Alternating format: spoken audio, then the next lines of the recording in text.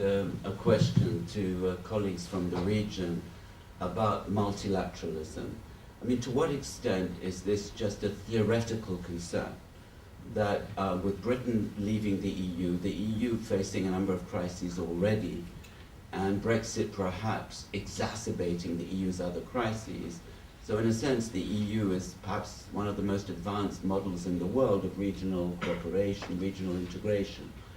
Now, in this part of the world, there are various forms of regional cooperation, ASEAN, others, the UN was mentioned, the role of Korea, and Korea's, the importance it attaches, Japan's, the importance it attaches to multilateralism.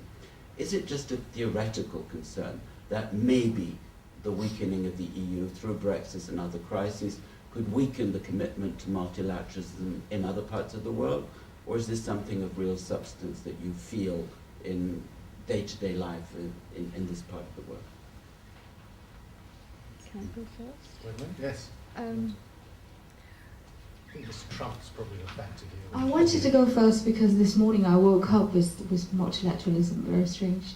And I thought that's something that, of course, the European Union has said clear and loud in its security strategy, and that's something that sets the European Union apart from the United States, perceived from this part of the world.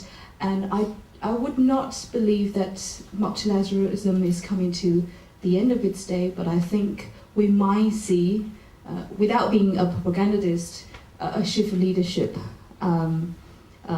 having seen how the world is cheering President Xi Jinping's yesterday's speech when Chinese media almost forced silence, yet another speech. But I've seen, for instance, Guardian has opened a live report on how articulate, how inspirational that speech in defending globalization. So I have very little thought about that, despite I think that multilateralism is this missing link, or this is important notion that we need to pay attention to as scholars of international politics. And I hope that the momentum of multilateral cooperation would carry on, and hopefully that the Trump prospect would be just a footnote in history for a short period of time.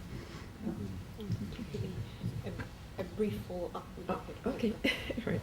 Yeah, just brief. Well, I think multilateralism was still important this day, but the other cooperation called, well, in the case of the EU, is integration. The regionalism really, the Brexit really impact us in the case of Southeast Asia, because we must admit that ASEAN, or the Association of Southeast Asian Nations, also we deny that we never follow the EU, but in practice, like the way we having 3 pillars, the way we are moving forward the ASEAN community, the way we having the ASEAN Charter on human rights is really very identical.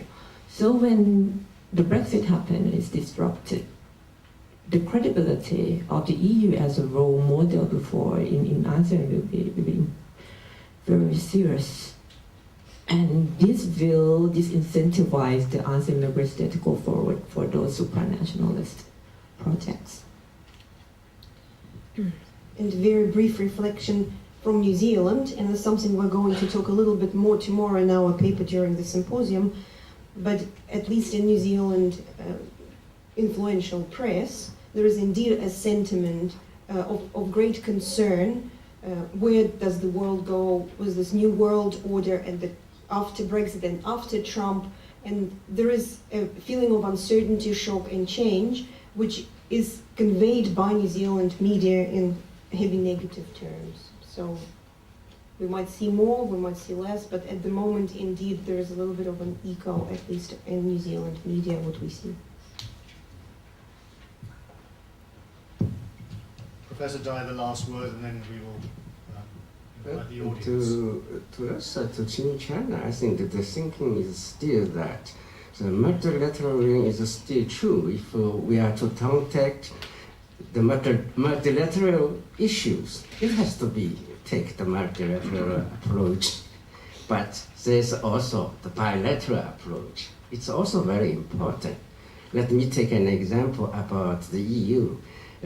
For many years, I think that China thinks that for the European countries, we have to contact through the EU. But now we realized we have to cooperate with the EU institutions, but there are also bilateral aspects with the EG memberships. Some problems or issues could not be solved through our relations with the EU. So that's, I think, the